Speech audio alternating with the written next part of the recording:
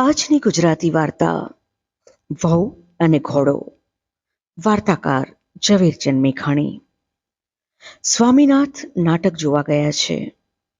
હું હજી નીચે રસોડામાંથી બાળકનું દૂધ ઢાંકી ડૂબીને મેડી પર ચાલી આવી છું.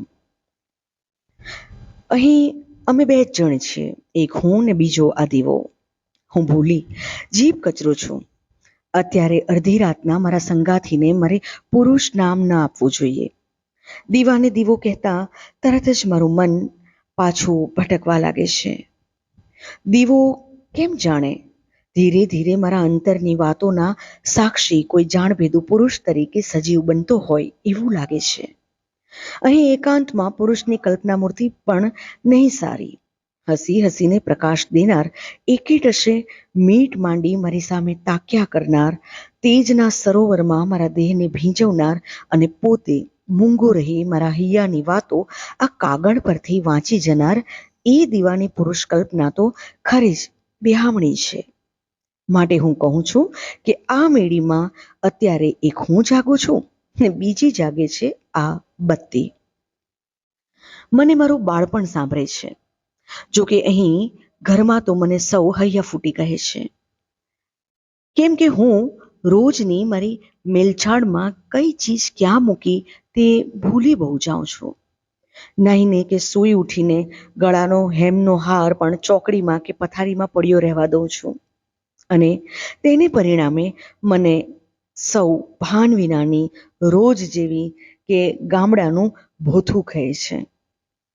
તેમ છતાં મને મારા 5 વર્ષના વયનું તલે તલ નાનપણ યાદ આવે છે.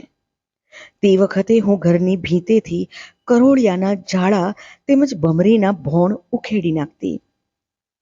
તે દેખીને રતનમાં મને કહેતા કે રહેવા દે પાપણી, નહીં તો તને ઓલે ભવ પ્રતાપરાય શેઠની ગાડીના ઘોડાનો ને કાં એમના ઘરની વહુવારોનો અવતાર મળશે હો.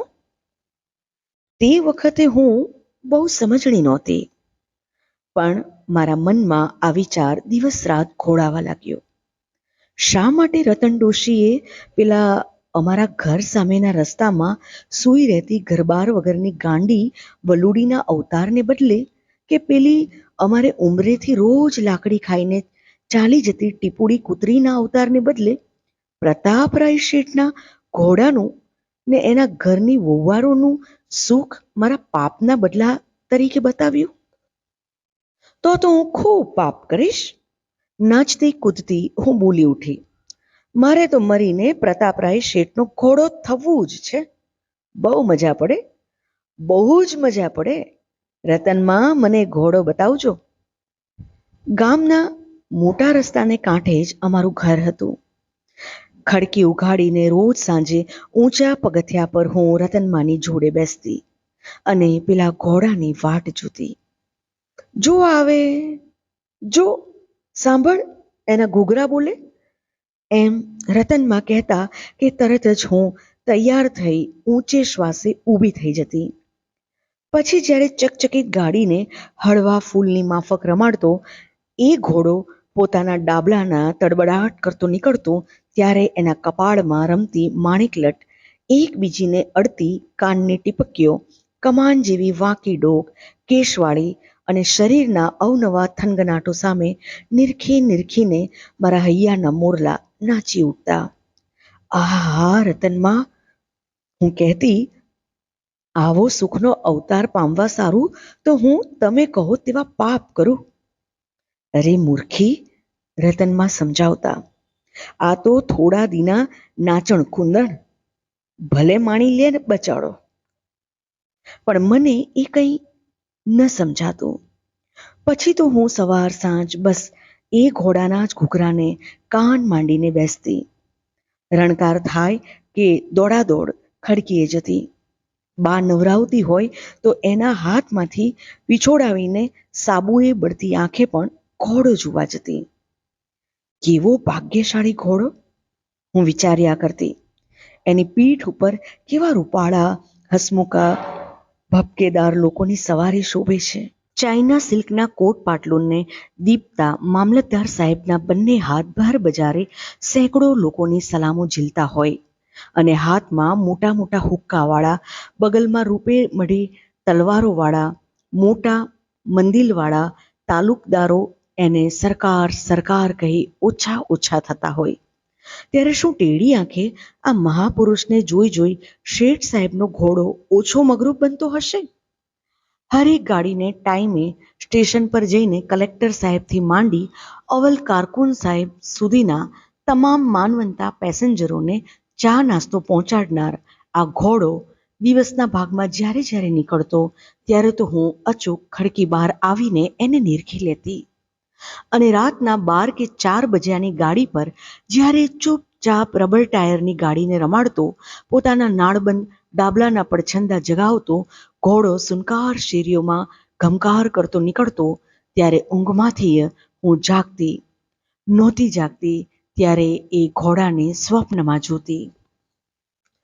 બજારમાં પણ અનેક વાર શેઠ સાહેબનો શબ્દ હું સાંભળતી. અમારા મકાન પાસે ગાડી ઘણીવાર અટકતી. અમારે ઘેર કોઈ પણ અતિથિ આવેલ હોય કે તરત શેઠ મારા મોટા ભાઈને કહેતા કે મહેમાન માટે આપણી ઘોડાગાડી મંગાવી લેજો હો, કે જુદાઈ રાખશો નહીં હો, કે ઘોડો બાંધ્યો મારે શા કામનો છે? શેઠ, ભાઈઓને સારું કામ નહીં આવે તો પછી એનું સાર્થક શું છે? ઓહો, હું વિચાર્યા કરતી, કેટલો લાડીલો અને સન્માનિત ઘોડો, ઊભો મોંમાં લગામ કરડે છે, તે પણ રૂપાની, માખી ન બેસે માટે તો આખે અંગે જાળીની ઝૂલ. જેના ઘરનો ઘોડો આટલો ભાગ્યવંત, તેના ઘરની વહુવારુઓ કેવી રૂમઝૂમતી ગેલતી અને વસ્ત્રાભૂષણે લચી પડતી હશે? એ જોવાની મારી મનકામના પણ સંતોષાઈ ગઈ એક દી. અમારા ઘરની પાસે રસ્તો એટલો બધો સાંકડો હતો કે સામસામા 2 ગાડી નીકળી ન શકે.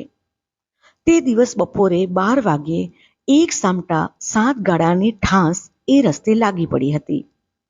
ગાડા ઉપર રૂના ઢોકળા લાદેલા હતા. બુકાનીદાર સાતેય ગાડા ખેડૂઓના મોં પર રસ્તાની ધૂળના થર ચડ્યા હતા. સાતેય જણા બળદોના પૂંછડા મરોડીને ટુકડે ટુકડા કરી નાખતા બજારનો ચડાવ પાર કરવા મથતા હતા. બળદોના કાંધ ઉપરથી છોલાણ થઈને લોહી ચાલ્યા જતા હતા. પડખે એક ગાય ભીંસમાં આવી જવાથી દુકાનદારો એ 7 મહિલા એક ગાડાવાળાને હેઠો ઘસડી લઈ મોટે ડોળે ગાળોની તડપીટ પાડતા હતા. પરગામના ગાડા ખેડૂઓ આ ધર્મી વેપારીઓની સામે થોડીક વાર ચસકા કરતા, થોડીક લાચારી ગાતા, થોડાક અંદરો અંદર વળતા ઝઘડતા હતા. એ લોકોને ખરી ખબર જ નહોતી કે ગાય ભેંસમાં આવી જવામાં સાચો વાંક કોનો હતો. પણ આ બધી લડાલડીને ગાળાગાળીથી આનંદ પામતી હું, 8 વર્ષની છોકરી, અમારે ઓટે બેઠી હતી.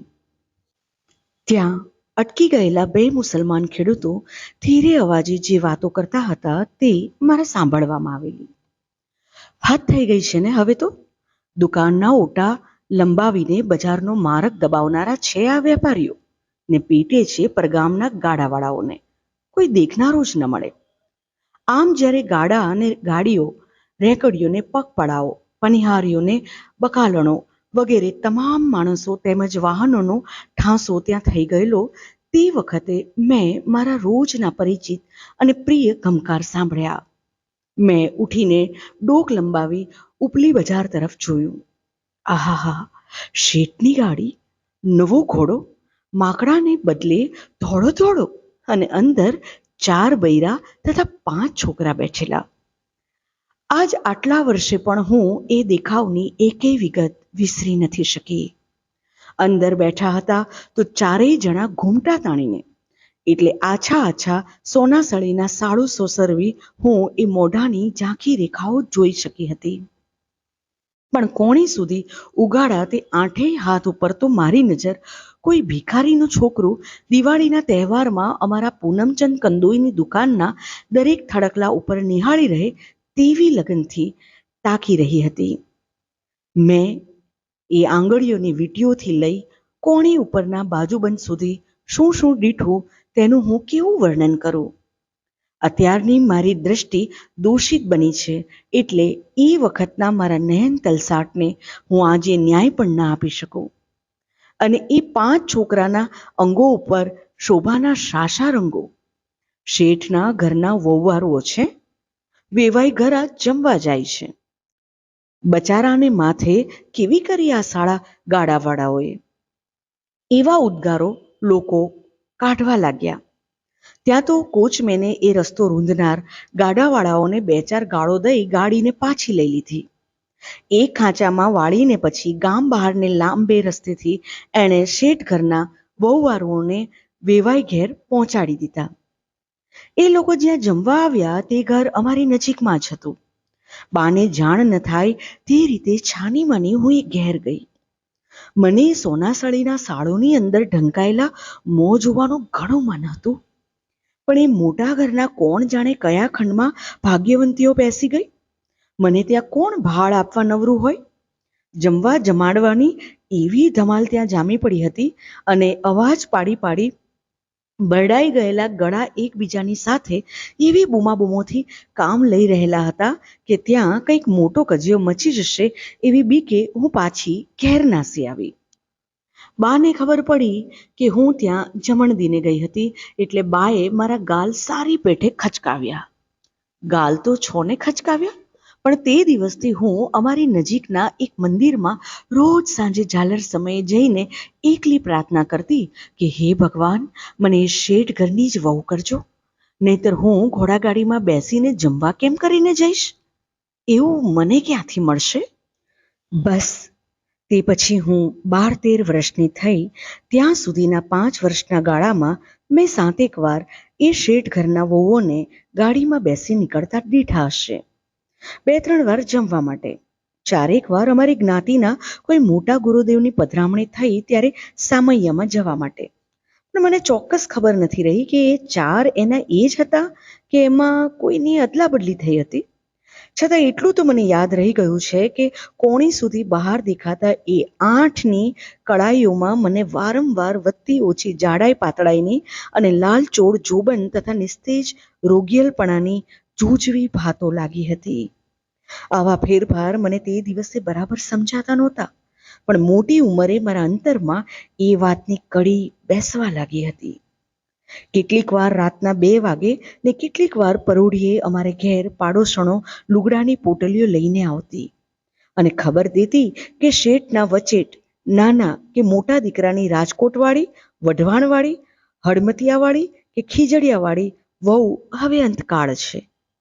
મારી બા પણ એક નાની પોટલીમાં સાડલો, કાપડું ને ચણિયો વીંટાળી સૌની સાથે ચાલી નીકળતી. એકવાર તો જતા જતા બા એમ પણ બોલેલી હોવાનું મને યાદ છે કે ભાગ્યે એટલા મોડાને બાઈ કે આ મારી તારા હજુ 3 વર્ષ નાની કહેવાય. છોડી 13 વર્ષની હોત તોય આજ હું એને સુખમાં નાખી દેત, પણ આ તો 10 જ વર્ષની ને પાછું રાંડને દિલમાં ગજુ મુદ્દલ જ ન મળે ને. 10 વર્ષની ને 15માં ખપાવાય શી રીતે? હું તે વેળા તો બહુ સમજી નહોતી. અત્યારે ચોખવટ થાય છે કે શેઠના ઘોડાના રંગો આટલા બદલાતા ને એ ઘોડાગાડીઓમાં બેસી જમવા જનારા 8-8 હાથની કળાઈઓ આવા રૂપાંતર પામતી. તેનો અર્થ એ હતો કે ઘોડા અને વહુઓ ઘણીવાર મરણ પામતા ને તેને બદલે નવા ઘોડા ને નવી વહુઓ તાબડતોબ આવી જતા. 11, 12 અને 13 વર્ષનો વાણો વાયો ત્યાં તો મારા માવતરના જીવનમાં મારી ચિંતા ઠાંસોઠાંસ થઈ પડી. તે દિવસે અમારા ઘર પાસેની સાંકડી બજારમાં જે ગાડાગાડીની રૂંધામણ થઈ હતી તેવી જ સંકળામણ માતા પિતાના સાંકડા સંસાર પથમાં લાગી પડી. કોણ જાણે શું થયું કે મારા શરીરનું ગજુ ઓચિંતાનું નીકળવા માંડ્યું. કોણ જાણે કેવી ગુપ્ત સરવાણીઓ મારા રોમ રોમમાં ફૂટી નીકળી. મારી મા પિતાજી કને વારંવાર કહેવા લાગી કે રાંડને ગજુ કાઢવાની જે દી ખરી જરૂર હતી તે દી તો છપ્પનિયા રાંકા જેવી રહી ને આજ હવે માંડી ડીલ ઘાલવા કરમ ફૂટી. ક્યાં નાખશું દીકરી જેવી દીકરીની દેઈને? બાપુ જવાબ દેતા, આપણે બીજું શું કરીએ? શેઠના ઘરના કોઈ વહુ અત્યારે આપણી દીકરી સારું થઈને થોડી માંદી પડી શકે છે? સાંભળીને બા બેવડા ખીજાતા. તમારે ઠીક લાગ આવ્યો છે મારા માથે દાઢવાનો. લાજતા નથી ને ગાજો છો શું ઉલટાના? હું ક્યાં એમ કહું છું કે શેઠના છોકરાની વહુવારો મરે. તું કહેતી નથી પણ અંદરથી પ્રાર્થના તો આપણી બંનેની એ જ હોય ના? હોતી હશે, તમને ખબર. બા છણકો કરતા. બાપા કહેતા, પણ એમાં આપણે શું અજુગતું કરીએ છીએ? લાયક ઉંમરની દીકરી સારું તો પ્રત્યેક ચિંતાતુર મા બાપ એ જ કરી રહેલ છે. કોઈ આબરૂદાર ઘરની વહુવારું છેવટના દાડા કાઢતી મંદવાડમાં પડી હોય છે ત્યારથી જ શું નથી સૌ વેતરણમાં પડી જતા? તો પછી આપણે કયા મારણના જપ કરાવીએ છીએ બામણ બેસાડીને? આપણે તો એમ ભાવીએ છીએ કે જો શેઠની કોઈ વહુવારુંને મંદવાડ આવવાને નિર્માયો જ હોય તો જરી વહેલો વહેલો કા ના આવે? કપાળ! દાંત ભીસીને બા બોલતા. ભલા થઈને હવે ક્યાંક રાજકોટ અમરેલી આંટો તો મારો. પણ આંટો તે કેને ઘેર મારું? બોર્ડિંગો તો તપાસો. 500 છોકરાઓ ભણે છે. પણ આપણે તો દીકરીને ત્રીજી ચોપડીમાંથી જ ભણતર છોડાવ્યું છે ને. પાછો ગોતવો છે બોર્ડિંગ વાળો ભણેલો. ત્યારે કેને દેશું? સ્ટેશને છાપા વેચે છે ને કડવી બાબુનો રસિકલાલ, એ શું ખોટો છે? બાની આંખે પાણી આવી ગયા. એનાથી કશું બોલાતું નહોતું. ગળે ડૂમો ભરાઈ આવ્યો. મન મોકળું મૂકીને રડ્યા. બાપા બાને પટાવવા લાગી પડ્યા. ગાંડી, હું તો મશ્કરી કરતો હતો. આપણી તારા જેવી દીકરીને શું હું છાપાના ફેરિયા જોડે પરણાવું? કદાપી. એમ કહીને બાપાએ પાણીનો પ્યાલો લાવી બાનું મોં ધોઈ નાખ્યું. બા રડતા રડતા હસી પડ્યા. હું 13 વર્ષની તારા, છાની માની લપાઈને ઓરડાના કમાડની ચિરાડમાંથી આ જોતી હતી. છાપાવાળા સ્ટેશનના ફેરિયા રસિકલાલનું નામ સાંભળીને મારા શ્વાસ પણ ફફડી ઉઠ્યા હતા. કોઈ વાર એ અમારે ઘેર છાપો વેચવા આવતો. મારા બાપા પૈસા ખર્ચીને છાપું લેવાના એટલા બધા કાયર, તે છતાં એ રસિકની પટુતામાં લપસી જઈ સમાચારના 2 પૈસા ખર્ચી નાખતા. સાંજ પડતા તો 4 છાપા 20 ઠેકાણે વંચાવી લઈને રસિક 10 આના ઉઘરાવી લેતો. રોજ 20 ઠેકાણે પાટકવા માટે મોટી મોટી ડાંફો ભરનાર એના પગની પિંડીઓ ઉપર હું તાકી રહેતી. કોણ જાણે મારી દૃષ્ટિ એના દેહના બીજા કોઈ અંગ પર નહીં ને આ પગની પેશીદાર પિંડીઓ ઉપર જ ચોંટી રહેતી. જાણે કે એ દ્રષ્ટિ વાટે હું રસિકની પિંડીઓ ઉપર મારા આંગળા દાબતી. અને ઓ મારા બાપ! મને થતું કે કર્ણને જેમ સૂર્યદેવે વજ્રનો દેહ દીધો હતો તેમ આ રસિકને પણ શ્રમ દેવતાએ લોખંડી પગનું વરદાન દીધું હતું. હાય રે! આવા ડાઘા ડાઘા પગપાળા ફેર્યા વેરે મને પરણાવવાની વાત! હું થરથરી ઉઠતી. હું 13 વર્ષની તારા હવે ઘરની ડેલી બહાર નીકળવાની મનાઈ પામેલી. કોઈ આવે જાય તેની નજરે પડવાની મને બંધી કરી હતી બાએ. એટલે મારા સંસારમાં તે દિવસે એક માનવી હતો, આ રસિક છાપાવાળો, અને બીજા હતા બાપાજી. મારી કલ્પના રમતી હતી પેલા શેઠ ઘરની સુંદર ઘોડાગાડીની અંદર 4 વહુવારોની વચ્ચેના કોઈ સ્થાનમાં. મારો સંકલ્પ જાણે કે એ ગાડીમાં ચડી બેસી એ 4 મહેલી એકાદને ધક્કો દઈ ખેસવી રહ્યો હતો. હું જાણે એ સૌથી નાના શેઠ પુત્રની બીજી વારની ધ્રાંગધ્રાવાળી વહુને ભવા ચડાવીને કહી રહી હતી કે ઉઠની હવે, 3 વર્ષ તો તને થઈ ગયા, ઉધરસ તો તને લાગુ પડી ગઈ છે, ઝીણો તાવ પણ તને રાતમાં આવી રહેલ છે, તો પછી હવે ભલી થઈને ઉઠ. મારે માટે જગ્યા કરી દે. મારે એ ડાઘા પગવાળા રસિકડાને નથી પરણવું. એ રસિકડો કોઈ વાર એની ઘરડી આંધળી વિધવા માને દોરીને દવાખાને લઈ જતો હોય ત્યારે હું 10 વર્ષની હતી ત્યાં સુધી ખડકી બંધ કરીને અંદર બેસી જતી. માડી રે, એટલી તો મને બીક લાગતી, મારે એને ઘેર રોટલા ટીપવા નથી જવું. 2 વર્ષો બીજા ગયા. હું 15મા વર્ષમાં પહોંચીને ઘરની સંપૂર્ણ બંદીની બની ગઈ હતી. તે અરસામાં તો મારી અને બાની, કદાચ બાપુજીની પણ સંયુક્ત પ્રાર્થનાને જોરે શેઠ ઘરમાં આટકોટવાળી વહુનો ખાટલો ઢળાયો. 6 મહિના સુધી રોજે રોજ 15 મહેમાનો એ મંદવાડની ખબર કાઢવા ઉમટ્યા. ઘોડાગાડીના ઘૂઘરાના ઝંકાર વગર એક પણ રેલગાડીનો સમય ખાલી નહોતો જતો. મધરાતે ને પરોઢિયાની થથરાવતી ટાઢમાં હું મેડીની પથારીએ સૂતી સૂતી એ મારા પ્રિય ઘોડાના ધીરા પગલા પર કાન એકાગ્ર કરતી. ખપ ખપ ખપ, જાણે કોઈ ભૂત શેરીમાં એક પગે ખોડંગાતું આંટા મારી રહ્યું છે. આટકોટવાળી વહુનો કાળ જાણે કે છેલ્લા ઘડિયાળની વાટ જોતો ટહેલે છે. ઘોડાના શરીર પર કોચમેનનો ચાબુક ફટકો ચોંટતો, તેનો સમસમાટ પણ મારી જાડી સોળ સોસરો સંભળાતો.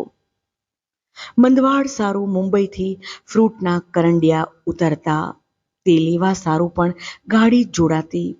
વૈદો ડાક્ટરોને લેવા મૂકવા, પરી તળાવની સહેલગાહ કરાવવા, શહેરમાં મળવા હળવા લઈ જવા પણ ગાડી જ ખડી રહેતી. એ 6 મહિના તો શેઠ આંગણે મીઠા ઉત્સવના મહિના હતા. એક દિવસ એવી જાહોજલાલીથી આટકોટવાળી વહુનું મૃત્યુ સુધરી ગયું.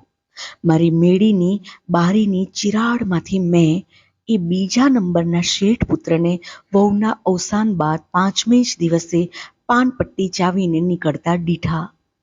તે જ ક્ષણે મારી પાછળથી કોણ જાણે કોણે ધક્કો દઈ બારી અડધી ઉઘાડી નાખી ને એ ઉઘડવાનો અવાજ થતાં જ શેઠ પુત્રની ઊંચી થયેલી દ્રષ્ટિએ મને જાણે કે આખી ને આખી પી લીધી.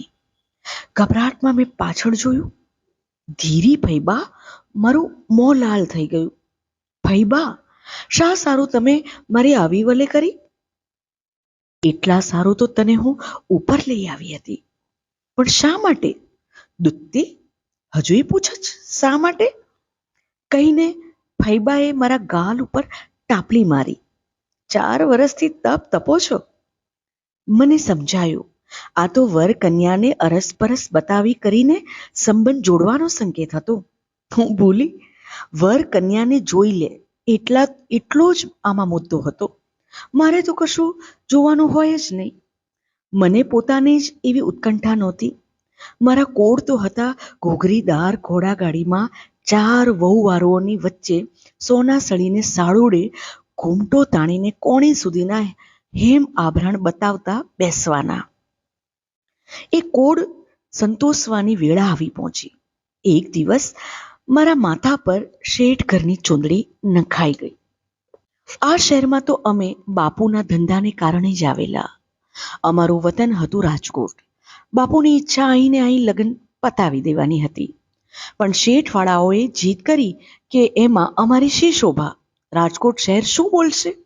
કહેશે કે શેઠવાળાઓએ રેલ ભાડાની બીકે અથવા રાજકોટ મહાજનના લાગા ચૂકવવા પડે તે બીકે લોભમાં પડીને ત્યાં ને ત્યાં પતાવ્યું. એવું ઘરનું નથી કરવું અમારે. અમારા મોભાને છાજથી જાન જોડીને આવશું. તમને એમાં ઘસારો લાગતો હોય તો સુખેથી ₹500 ખર્ચી ના લેજો. મારા પિતાનું માથું આ સાંભળીને ફાટ ફાટ થવા લાગ્યું. પણ બાના મહેણાએ એને ચૂપ બનાવી દીધા. ટૂંકામાં કહી નાખું છું કે અમે રાજકોટ ગયા ત્યાં જબ્બર જાન આવી. શહેરના 4 બેન્ડો બોલાવવામાં આવ્યા. અનેક જાનૈયાઓ માટે મોળા શાક, ઘીના મોણવાળી રોટલી, ગળેલા ભાત, તાંદળિયાની ભાજી, તીખાનો ભૂક્કો, તળેલી હિમજ, કમાવેલી સૂંઠ, અડધા દૂધની ચા ઇત્યાદિના અનોખા સ્વાદ, તબિયત અને શોખ સાચવવામાં મારી બાએ 3 દિવસ સુધી એકલા હાથે અવધિ કરી નાખી. પણ એક દિવસ જેઠજીને માટે ગલકાનું શાક છેક જામનગરથી પણ ન મળી શક્યું તે વાતે આખી સરભરા ઉપર પાણી ફેરવી વાળ્યું. મારા બાપુની આ કંજુસાઈ અને બેપરવાઈ સારી પેઠે તિરસ્કાર પામી. તમને નહોતું કહી રાખ્યું પ્રથમથી જ કે ભાઈ, જે ખર્ચ તમે ન ભોગવી શકો તે મજરે લેજો? મારા જેઠજી ઉશ્કેરાઈને બોલી ઉઠ્યા, છતાં તમારો સ્વભાવ તમારી જાત ઉપર થઈને ઊભો રહ્યો. શેઠ જે અમને 6 ટંક ન સાચવી શક્યો તેનું પેટ અમારા ઘરમાં આવીને શું દાડો ઉગાડવાનું? મોં સંભાળીને બોલો શેઠ. મારા બાપાજીએ મિજાજ ખોયો. તમારી શાહુકારી તમારે ઘેર રહી. હા હા હા કરતા કુટુંબીઓ, સંબંધીઓ, ગામ લોકો અને ખાસ કરીને જેઓની કન્યાઓની આડેથી હું આ સૌભાગ્ય ઝડપી ગઈ હતી તેઓએ બધાએ આવીને મારા બાપને મોંએ હાથ દીધા. દીકરીના બાપનું આ કામ છે ભાઈ. દીકરીનો બાપ તો મોંમાં ખાંસડું લેવા લાયક કહેવાય. જો દીકરીનો બાપ ઉઠીને બગાડે તો તેના પ્રાછત ભોગવવા તો રહ્યા પોતાના સંતાનને જ ને ભાઈ. બાપ બોલ્યા કે એમ હોય તો હું હમણાં ને હમણાં દીકરીના ગળામાંથી વરમાળા કાઢીને ફગાવી દઉં છું. એવી મારે નથી પડી કોઈની. અરે બોલો માં શેઠ. સર્વ લોક મારા બાપને વારવા લાગ્યા. પરણી લીધેલ કન્યા તો ઉતરેલ ધાન બરાબર લેખાય ભાઈ. ક્યાં જઈ એનો અવતાર કાઢે? તમારેથી આવું ન બોલાય. ટાઢા પડો. પાઘડી ઉતારીને વેવાઈની પાસે માફી માંગો. મારે પાઘડી નથી ઉતારવી તો એને સાથે અમે સૌ ઉતારીએ છીએ શેઠજી. ગામ લોકો, ખાસ કરીને પેલી મારા સૌભાગ્યથી વંચિત રહેલી કન્યાઓના પિતાઓ પોતાની પાઘડીઓ ઉતારીને જેઠજીના પગમાં પડ્યા. બોલ્યા, એ તો છોકરું છે પણ અમે ઘરડા બેઠા છીએ ને, રાજકોટની લાજ એમ કઈ જવા દેશું? અમે માફી માંગીએ છીએ. મારા પિતાજીનો ઉત્તાપ આ બધી વેર વસૂલાત નિહાળીને માજા મેલતો હતો. જેઠજીએ ઉદાર બનીને સૌને જવાબ દીધા, અમારે તો એ વાતનું કશુંય મનમાં નથી, પણ અમે સરખું કુળ ન જોયું. અમારી વડ ન જોઈ, ફક્ત કન્યાના વખાણો પર જ અમે દોરવાઈ ગયા. એટલે અમારે આજ આરામથી જ વેઠવાનું બને ને ભાઈ. હશે, અમને એ વાતનું કંઈ નથી. અમે જો મોટા મન ન રાખીએ તો વ્યવહાર ક્યાંથી ચાલે? જેવા સંચી તમારા, પણ તે વાતનું અમારે કંઈ નથી. માણસો જે સામા કોડની ખાનદાની જુએ છે તે કંઈ અમસ્તા જોતા હશે ભાઈ. પણ હશે. ખેર, અમારે એ વાતનું કશું જ નથી. આ તો સોનાની થાળીમાં લોઢાની મેઘ જેવું બન્યું. પણ તે તો હશે. અમારે એ વાતનું કશું નથી. જમવાને ઉતારે અંદરના ઓરડામાં બેઠા બેઠા મેં અને મારી બાએ આ કજિયો કાનો કાન સાંભળ્યો. મારી બા આંસુ પાડતા હતા. હું રડવા જેવી થઈ ગઈ હતી, પણ મને તો જલ્દી 3 દિવસ પૂરા થઈ સાસરીમાં હેમખેમ પહોંચી જવાની ઉલટમાં બાપુનું આ અપમાન તે વખતે બહુ ન સાલ્યું. પછી મારી બાએ બહાર નીકળીને વેવાઈ પાસે ખોળો પાથર્યો, મોંમાં ધૂળની ચપટી લઈને માફી માંગી. સાંજે અમે લગભગ 20 જાતના જુદા જુદા રાંધણા કરીને જાનૈયાઓને માયલા, માદા, બાદીથી પીડાતા, હરસના રોગી, ગરમીના ભોગ થયેલા એવા દરેક ગૃહસ્થની સગવડ સાચવી. મોડી રાતે ડાક્ટરની જરૂર પડી એટલે બાએ અમારા સંબંધી લલ્લુભાઈ ડાક્ટરને ગાડી મોકલી તેડાવી મંગાવ્યા. પણ મારા જેઠજીએ લલ્લુભાઈના ખાદીના કપડાં જોઈ ભારે કંટાળો જ બતાવ્યો. દર્દીને તપાસી લલ્લુભાઈ ડાક્ટરે સહેજ સ્મિત કરી કહ્યું કે આમાં કશું જ નથી. તમે નાહક ગભરાયા. પેટમાં ગેસ જ થયો છે. તેથી તો જાનવાળા સૌને અત્યંત ગુસ્સો આવ્યો. તમારું કામ નહીં એમ કહી લલ્લુભાઈને પાછા કાઢ્યા. રાજકોટમાં શું કોઈ ગોરો ડાક્ટર જ ન મળે? જેઠજી બૂમ પાડી ઉઠ્યા. મારી બાએ 15 રૂપિયાની ફીથી મેજર ફિનફેનીને તેડાવ્યા. તેમણે દર્દીને અડધા કલાક સુધી ઊંધો ચિત્તો પડખાભર પેડુમાં, નખમાં, આંખમાં, ગળામાં, કાનમાં વગેરે અંગે અંગમાં તપાસ્યું. મોઢું ગંભીર રાખીને ભલામણ કરી કે આખી રાત એક નર્સને અહીં રાખવી પડશે. સંભાળ નહીં લેવાય તો આ કેસ આંતરડાના સડામાં ચાલ્યો જશે. દોસ્તો આમાં ખોરાકનો જ છે ને સાહેબ? જેઠજીએ પૂછ્યું. બેશક, ખોરાક અને પાણી. પછી મેજર ફિનફેનીની મોટર જ્યારે ચાલી ગઈ ત્યારે સૌ ઘણો હર્ષ પામ્યા. આખી રાત એક ખ્રિસ્તી નર્સને રોકવામાં આવી, અલબત્ત અમારે ખર્ચે. બધો વખત મારા બાપુ એક ઓરડીમાં બેસીને સૂઈ રહ્યા હતા. આખરે હું સાસર ઘેર આવી પહોંચી. રસ્તામાં મારા બાપુની નાલાયકી એ જ બધાની વાતનો, ઠઠ્ઠા મસ્કરીનો ને રોષ ધિક્કારનો મુખ્ય વિષય હતો. મારું મોં ઘૂમટામાં હોવાથી તેઓ બધા બેવડા જોરથી મારું અભિમાન હણી રહ્યા હતા. બીજું તો ઠીક, મારા જેઠે કહ્યું, પણ આપણે જેઓને દુઃખી કરીને પારકે ઘેર લઈ ગયા હોઈએ તેમની કેવી દશા કહેવાય? એનું આંખ માથું દુખે એ આપણે માટે તો મરવા જેવું ને ભાઈ. આ વચનમાં મારે માટે ઊંડો દિલાસો હતો. આ લોકોને દરેક મનુષ્યના રક્ષણની કેટલી કિંમત છે. હું કેવા પ્રેમાળ ઘરમાં પડી. લગ્નની પહેલી રાત. તે દિવસોમાં મારી વાલસોઈ બહેનપણીને પણ હું એકેય અક્ષર ન કહી શકી હોત. આજ મને થાય છે કે જાણે એક ચોપડી લખી કાઢું, પણ નહીં, એ રાતના 3 પહોર કોઈ શબ્દોમાં બાંધ્યા બંધાય તેવા નથી. મારું આખું શરીર જાણે હમણાં ઓગળીને પાણીની અંદર સાકરની કણી જેવી દશાને પામી જશે. જાણે રૂના પૂમડા જેવી બનીને હું પવન વેગે ઉડી જઈશ. અગરબત્તીની માફક મારા અંગે અંગ બળી જઈ સુગંધીદાર ધુમાડાના ગૂંચડા ફોરાવતા આકાશે ચડતા હતા. મારું હૃદય કોઈ ધૂપિયું બની રહ્યું હતું. કોઈ દિવસ મેં ક્યાંય ન વાંચેલું, ન સાંભળેલું, ન સ્વપ્ને અનુભવેલું એવું ગુંજન મારા શરીરની કણીએ કણીએમાંથી ઉઠતું હતું. બા કોઈ વાર કપૂરનો કટકો લઈને અંગારા પર મૂકતી તે મને યાદ હતું. હું જાણે કે એ કપૂરની સળગતી પૂતળી બની ગઈ હતી. મને બહુ ન ભણેલીને, અજ્ઞાનીને, અબૂધને, ગઈકાલ સુધી પાંચીકે રમનારીને આ કોણ છાનુમાનું અંતર્ધાન રહ્યું રૂવાડે જીવનની અજબ ગોષ્ઠી કરી રહ્યું હતું? કરોડો મારા જેવી કન્યાઓને શું એ એક જ અદૃશ્ય મિત્ર સદા આ રહસ્ય શીખવી રહેલ છે? મોડી રાતે શેઠ પુત્ર આવ્યા. એના ચહેરા ઉપર મીટ માંડતા જ કોણ જાણે સાથીએ હું થીજી ગયા જેવી થઈ રહી. એને હું ગમીશ કે નહીં ગમું એ ફફડાટ મારો કબજો લઈ બેઠો. એનું મોં દારૂની કશીય દુર્ગંધ વગર પણ મને માતેલું દેખાયું. એની આંખોમાં રૂઆબનો તાપ બળતો હતો.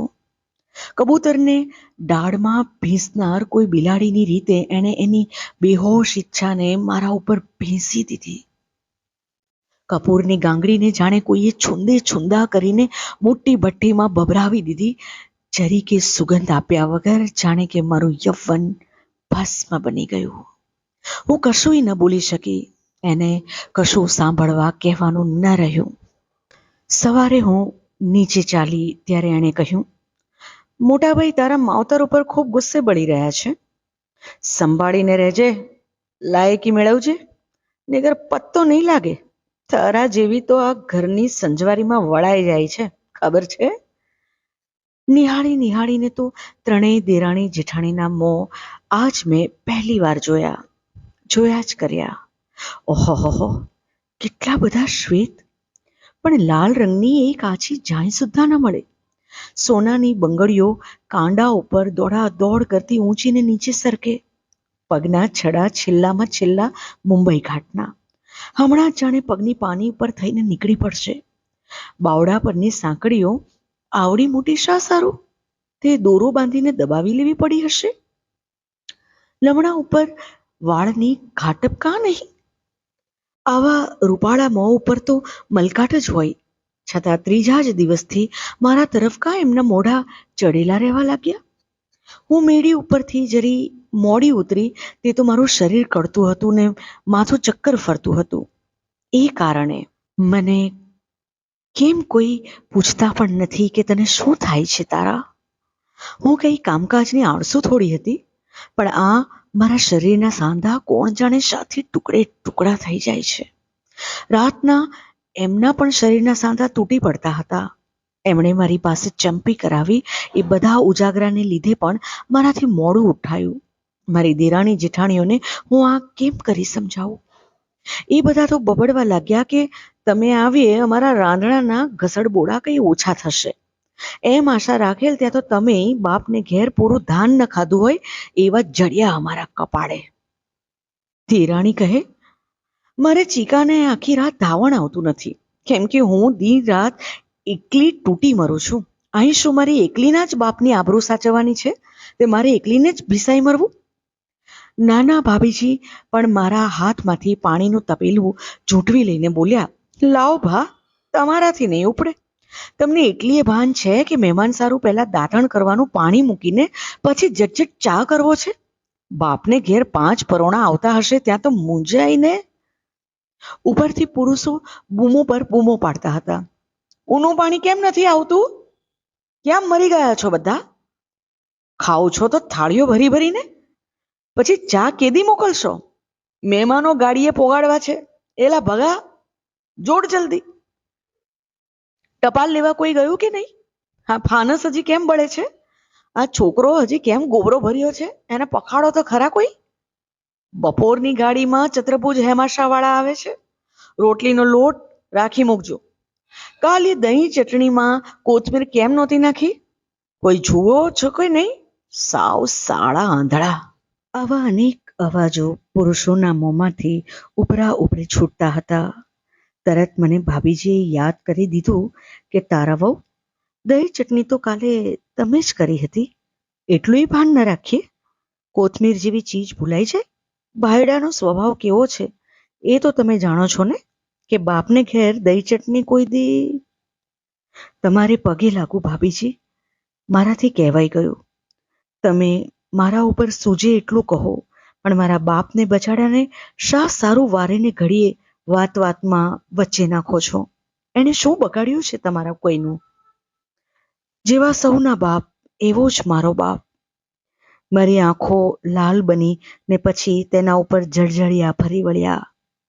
મારી આંખો આડે મારા બાપુની મુખ મુદ્રા તરવરી ઉઠી અને હું ઉઠીને રસોડાની બહાર ચાલી ગઈ. મારા આંસુ ખાળવા.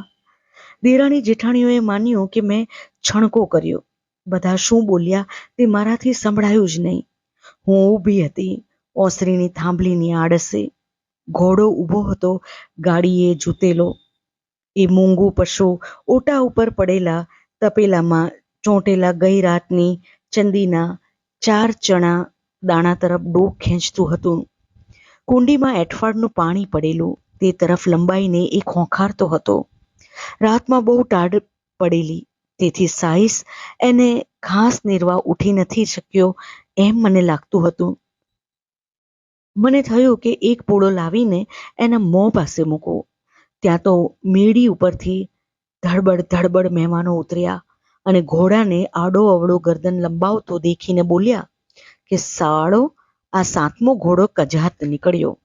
એની માં તો હતી અસલ ચોટીલાની ચાંગલી, પણ બાપ કોઈક ટારડો પડી ગયો હોવો જોઈએ. ઘોડાના બાપની બદબોઈ સાંભળ્યા પછી મને એક સુખ એ થયું કે ઘરમાં જાણે મારો એક સગો ભાઈ જીવે છે. ને હવે મને નાનપણની વાત યાદ આવી કે રોજ ખડકીને ઓટલે બેસીને હું જેની નસીબદારીના વખાણ કરતી તે ઘોડો એકનો એક નહોતો. દર વર્ષે 2 વર્ષે બદલાયા કરતા એ નવા નવા ઘોડા એકના મળદા ઉપર જ આવતા હતા. ચોરી છુપીથી હું વારંવાર ઘોડાને ચણા ખવડાવી આવતી. પગી ન હોય ત્યારે પાણી પણ પાતી. એક સામટા 5 પોળા ઘાસના પણ નીરતી. એકવાર નાના દિયરજી બહુ જ ભઠેલા કે આમ ખડ નાખીને કોણ આ બગાડ કરી રહ્યું છે. હું થરથરી રહી હતી, પણ રોષ બધો ભગા સાઈસ ઉપર ઠલવાઈ ગયો ને ઘોડા સાથેનો મારો ભાઈ સંબંધ વધારે ગુપ્ત બન્યો. 12 મહિના થઈ ગયા હતા. રાતની ગાડીમાં 5 મહેમાનો ઉતર્યા હતા. જામનગરથી તેઓ દીકરીના વિશાળ સારું એક બીજવર મૂર્તિયાને જોવા આવેલા. ઘોડો સ્ટેશને જઈને તેઓને ખેંચી લાવ્યો. સાંજરે ગામના અધિકારીઓને મામલતદાર સાહેબનો દીકરો પરણી આવેલો તે અવસરની ખુશાલીમાં અમારે ઘેર ચા પાણી હતા. તેની ધાંધલમાંથી અમે સૌ માંડ નવરા પડેલા. એટલે થાકેલું મારું શરીર નવા મહેમાનો માટે રોટલીનો લોટ માંડી ચૂલામાં છાણા ભરીને મહેમાનો જમવા ઉતરવાની વાટ જોઈ બેઠું હતું. પણ આવતાની વારમાં જ મહેમાનોએ ચા પીધી, તેથી વાળું કરવા ઉતરવામાં કંઈક મોડું થતું હતું. મોટા જેઠાણી પિયર ગયેલા. નાના ભાભીજી ચીકાને મોટી ઉધરસ થઈ હોવાથી એને રડતો છાનો રાખવા ઓરડે ધવરાવતા હતા. દેરાણી એની એક બંગડી ખોવાઈ ગઈ હતી, તેથી ફાનસ લઈ ઘર તપાસતા નોકરોને પૂછપરછ કરતા હતા.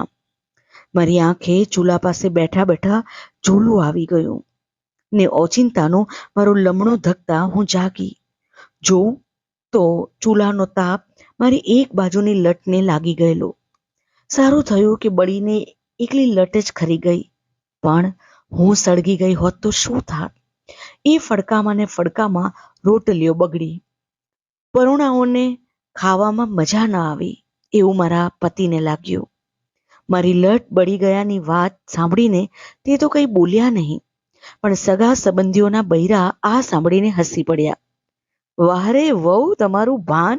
હા તો ઠીક, ઘરના પુણ્ય જબરા છે તે એટલેથી પતી ગયું. પણ કંઈક અવળું થઈ બેસત તો દુનિયા તો ઘેલસાગરી એમ જ હાંકત ને કે ગમતી નહોતી એટલે સળગાવી મેલી.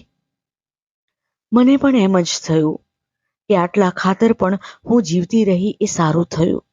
બીજું કંઈ નહીં, પણ મારા પતિને અને ગામના ફોજદારને કંઈક આડવેર હોવાથી પોલીસ એને ખૂબ હેરાન કરત. જેમ જેમ માણસો ઘેર આવતા ગયા તેમ તેમ જેઠજી સૌને જાણ કરતા ગયા કે કાલે તો ભાઈ તારા વહુની જમણા લમણાની લટ બળી ગઈ ચૂલે. સૌને ખબર પડી કે મને ઝોલું આવી જવાથી આ બન્યું. સૌનું કહેવું એમ થયું કે આવું ઊંઘણશીપણું તો આજ નવી નવાઈનું સાંભળ્યું. તો કોઈ ટીખડી હતા તેઓએ વળી મારા પતિને વ્યંગ કર્યો કે ભાઈ હજુ ક્યાં જુવાની નાસી જવાની બીક છે? તે આમ જાગરણ ખેંચાવો છો? શું વાંચી નાખો છો એવડું બધું? પરણ્યા વરસ વીત્યું તો એ વાતો નથી ખૂટી કે શું? વગેરે વગેરે. એ તો ઠીક, પણ એક એક જીભને ટેરવે એક બોલતો રમતો રહ્યો કે ઘરના મોટા પુણ્ય ભાઈ કે વહુ બચી ગયા. આ ખોરડું તો ધર્મનો થાંભલો છે. મને થતું હતું કે મારા બાપુના કે મારા પોતાના પુણ્ય કશા હશે જ નહીં શું? વળતે દાડે મારા જેઠજીએ કૂતરાને એક મણ લોટના રોટલા, પારેવાને એક ગુણી જુવાર અને બોકડાને 10 શેર દૂધ વગેરે ધર્માદો જાહેર કરી ગામમાં જે જે કાર વર્તાવ્યો. મારા લમણાના બળેલ ભાગ ઉપર ફરફોલો ઉપડેલો તે રાતમાં પતિની શરત ન હોવાથી ફૂટ્યો. મને કાળી વેદના ઉપડી, પણ દવાખાને જવા માટે સવારે ઘોડાગાડી નવરી નહોતી. ક્યાંય વર્ધીમાં ગઈ હતી. ત્રીજા દિવસે હું દવાખાને ગઈ ત્યારે ડાક્ટર સાહેબે મને નિરાંતે તપાસી. હું પણ એક ધ્યાન દેવા લાયક કોમલ સ્પર્શે અને કોમલ શબ્દે અડકવા બોલાવા યોગ્ય છું. કોઈ બે આંખોમાં મને દીઠે અમી ઉભરાઈ શકે છે એ વાતની જાણ મને તે દિવસ પહેલી વાર પડી. મારા લમણાની દાજ દેખીને આવું બેવકૂફ ધારણ અને ઘડિયાને પુણ્ય બચ્યા એવું ન ઉચ્ચારનાર આ પહેલવહેલા જ માનવી મળ્યા. કઈ ફિકર નહીં બેન, મટી જશે. એ તો સહેજ જ છે, એ તો બની જાય. શું થઈ ગયું? પણ તમે એટલા સાવધાન કે ભાન ભૂલ્યા વગર એકદમ ઊભા થઈ ગયા ને ગભરાટ વગર વાળ ચોળી નાખ્યા. શાબાશ, વાહ! તમને હું દવા લગાવું છું છતાં તમે કેટલું ખમી શકો છો. સિસકારોય કરતા નથી. બીજું હોય તો ચીસે ચીસ પાડે. એવું છે કે આ દાજિયાનું દર્દ. આમ બોલતા બોલતા ડાક્ટર સાહેબે મારી દાજિયાની જગ્યાએથી તમામ ખરાબ ચામડીને ચીપિયાવતી ઉપાડી કાતરવતી કાઢી નાખી. પછી મલમ લગાડ્યો. મને વેદના તો ઘણી થતી હતી, પણ ડાક્ટરના સુંવાળા શબ્દોએ મારામાં હિંમત પણ વધુ જાગૃત કરી નાખી. બસ બેન, હવે તમે જઈ શકો છો. ડાક્ટરે કહ્યું, કાલે પાછા આવજો. તો પણ હું ઊભી રહી. કેમ, કંઈ બીજું કેવું છે? મેં ચોરની પેઠે ચોમેર જોયું. અમારી ગાડીનો સાઈસ દૂર રસ્તા પર ઉભેલો. તેની દ્રષ્ટિની પણ મને બીક લાગી. કહો, આવો ઈ, એમ કહી ડાક્ટર મને ઓસરીમાં લઈ ગયા. કહો હવે. મેં કહ્યું, મારા અંગના સાધા તૂટી પડે છે. ઘણા તેલ ચોળો છું તોય મટતું નથી. તમે અહીં પિયર છો કે સાસરે? કોને ઘેર? મેં ઓળખાણ આપી અને ડાક્ટર બોલી ઉઠ્યા, કોણ? તું તારા? અરે તારા! તને આ શું થઈ ગયું? ઓળખાતી જ નથી તું તો. તને તો મેં 5 વર્ષ પહેલા દીઠેલી, પછી તો ક્યાં તારા બાપ તને બહાર જ કાઢતા હતા. તું તો સાવ. મેં સંચાની પેઠે ફરીવાર કહ્યું, સાંધા બહુ દુખે છે. ઘણા તેલ ચોળ્યા, પણ નિશ્વાસ નાખીને ડાક્ટરે કહ્યું, તેલ ચોળીએ ન મટે બહેન, ન મટે એ સાંધા. એ સંધિવા નથી બા. તારો વર. કંઈ બોલવા જતા ડાક્ટર વાત ફેરવી ગયા. ક્યાં છે તારો વર? એકવાર એને લઈને આવજે બપોર વેળાએ. સાહીસ આવ્યો. ચાલો ને હવે, મોડું થાય છે. મારે હજી ગાડીને બીજી વર્ધીમાં લઈ જવી છે. દલા શેઠને ઘેર વરઘોડામાં. મોટાભાઈ ખીજે બળશે. જતા જતા મેં મારી પાછળ એક ઊંડો નિશ્વાસ સાંભળ્યો. ડાક્ટરનો એ નિશ્વાસ દર્દીઓના એક પછી એક નામ પોકારનાર કમ્પાઉન્ડરના બુલંદ સાથમાં દટાઈ ગયો. મેં ગાડીમાં ચડતા ચડતા પાછળ જોયું. ડાક્ટર હજુ ઓસરીમાં ઊભા હતા. દર્દીઓ એના મોં સામે તાકીને કશું કૌતુક થયું હોય તેમ જોતા હતા. આ રીતે ગાડીમાં બેસીને હું બરાબર એ જ ઠેકાણે નીકળી કે જ્યાંથી મેં નાનકડી તારાએ આ ઘોડાનું ને 4 વહુઓનું સદભાગ્ય વારે વારે જોયું હતું, ઝંખ્યું હતું. આજ અત્યારે ફરીવાર જાણે મારો જીવ મારા ખોળિયામાંથી છલાંગ મારીને એ ઓટા ઉપર બેસી ગયો. ફક્ત ચણિયો અને ચોળી પહેરેલી નાની તારા એ પથ્થર ઉપર 9 કુકરીના લીટા કાઢવા લાગી ને નાની તારા મને મોટી તારાને પૂછવા લાગી, મોટી તારા, તારા કોણી લગીના ઘરેણા કેમ હવે લબડી પડ્યા છે? તારી ચપોચપ બંગડીઓ કાં ઉતરી ગઈ? તારા બાજુબંધની સાંકડી 2 તસુ જેટલી કેમ બાંધી લેવી પડી? મોટી તારા, ઘૂમટો ખોલ. હું નાની તારા જાણે કે ચીસો પાડતી હતી ને મોટી તારાને લઈ ગાડીવાળો કોઈ ચોરની પેઠે નાઠો.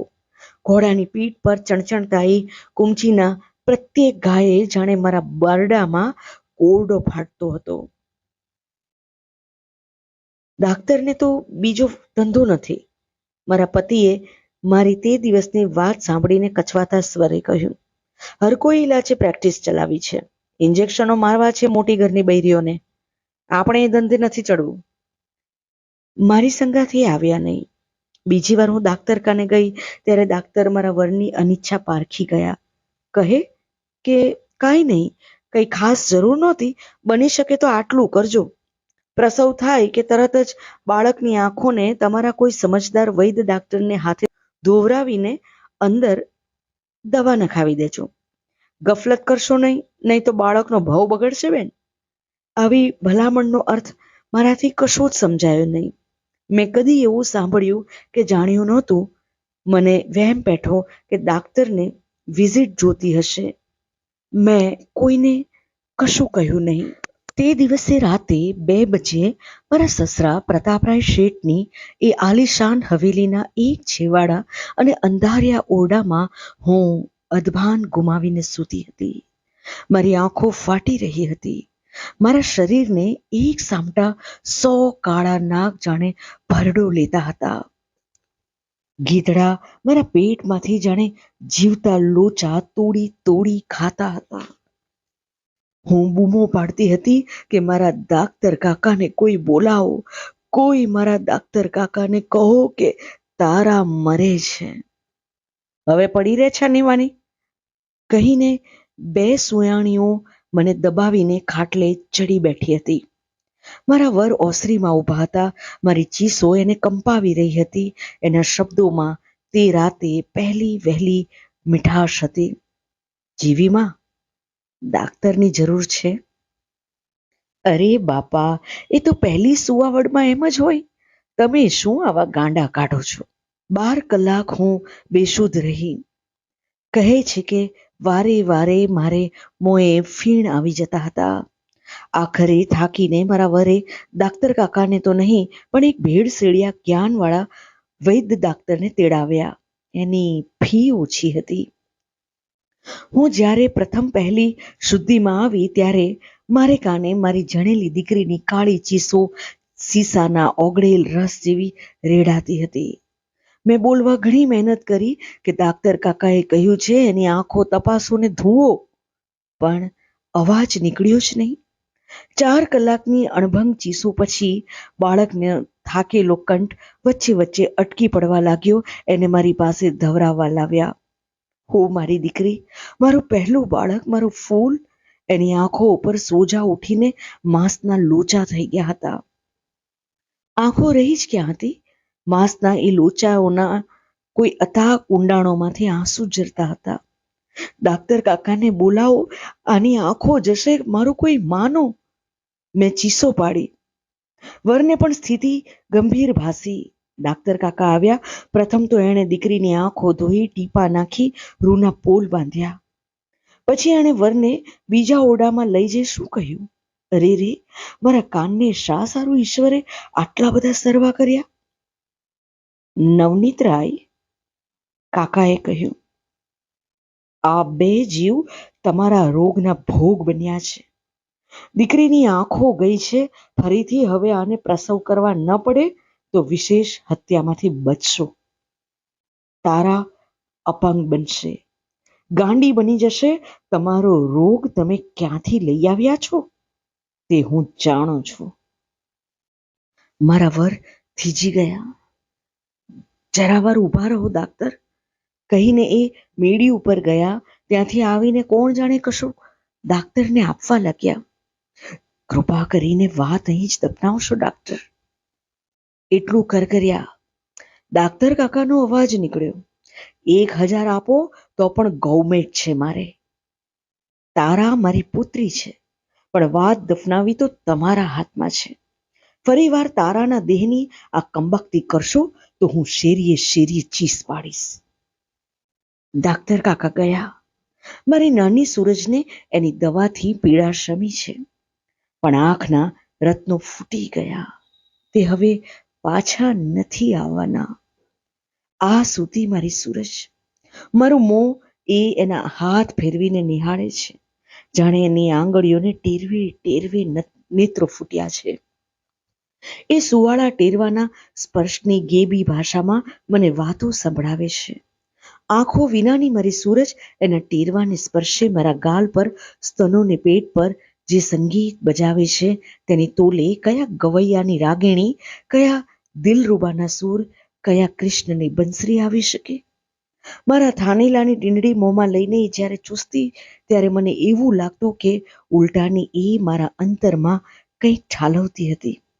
અને લોકો વાતો કરતા કે બાઈ, સાસરિયાના પુણ્ય મોટા, તે મા દીકરી બેવની રક્ષા થઈ. એણે બચાડા બેઉએ તો પાપ કરતા પાછું વાળી નહીં જોયું હોય, પણ ખોરડાના પુણ્ય આડા ઓથ દેવા આવ્યા. જુઓ ને બાઈ, બીજાએ ઉમેર્યું. જેઠે તરત જ નીમ લીધું કે વહુને છૂટકો ન થાય ત્યાં લગી ચા નહીં પીવું. જેઠાણીએ કુળદેવની આખડી રાખી છે કે જ્યાં લગી બાળકીને પગે લગાડવા નહીં આવું ત્યાં લગી અડદ નહીં ખાવું. ગરડા બુઢાના પુણ્ય તેમાં બધા ઉમેરાણા, ને બાપા તમે ભાગ્યશાળી છો વહુ કે આવું સાસરિયું પામ્યા. આ બધા બોલ હું સ્તબ્ધ બનીને સાંભળી રહેતી. આજે જ સવારે જમતા જમતા જેઠે વરને ખુશ ખબર આપ્યા કે ઘોડો તો વળગાડું છું વિઠ્ઠલ ગાડીવાળાને, ₹100 જીક્યો. ઘોડાની એબો એણે ઉપાયે પારખી નહીં. ઠીક થયું મોટાભાઈ. મારા વર આનંદ પામ્યા. સ્ટેશનના ફેરા કરવાને જ લાયક છે આ હરામી. હમણાં બહુ જ હટતો તો પાદરો દોર થઈ જશે. વીટલો આવે ત્યારે છોડી દેજો, પણ સરક નથી દેવાની. બોલી કરી છે કે સરક તો એણે એની જ લાવવી. ભાડાત ગાડીવાળો વિઠ્ઠલ બપોરે ઘોડાને છોડીને દોરી ગયો. જેઠાણીએ કહ્યું, અપશુ કન્યાળ હતો મોં. છોકરી આંધળી થઈ ગઈ, વેપારમાં ખોટ ગઈ, ઘરમાં કોઈ માંદા મટે નહીં. આ ઘોડાના પગલા થયા ત્યારથી જ ઘરમાં જંપ નથી. હું મેડી ઉપર ચાલી ગઈ. આંધળી સૂરજને કેડીએ લઈને બારીમાં ઊભી રહી. ઘોડો દેખાયો ત્યાં સુધી તાકી રહી. મારી આંખો ખડખડી પડી. વિચાર આવ્યો, ઘોડાની માફક માણસને શા સારું કાઢી નહીં નાખતા હોય. ઘોડો તો નસીબદાર થઈ ગયો, પણ આવું નસીબ માનવીને કાં નહીં? તે વખતે છાપાનો ફેરિયો રસિકલાલ મોટી ડાંફો ભરતો ચાલ્યો આવતો હતો. ઘણી પર તો મને એમ જ થયું કે મને પણ કાઢી નાખી હશે ને મને દોરી જવા માટે જ રસિક આવ્યો હશે. હાય, છાપું ફેંકીને એ તો ચાલ્યો ગયો. મારી આંખો એના પગની પથ્થરસી પિંડીઓને ચોંટી પડીને ટંગાતી ટંગાતી ક્યાંય લગી ચાલી ગઈ.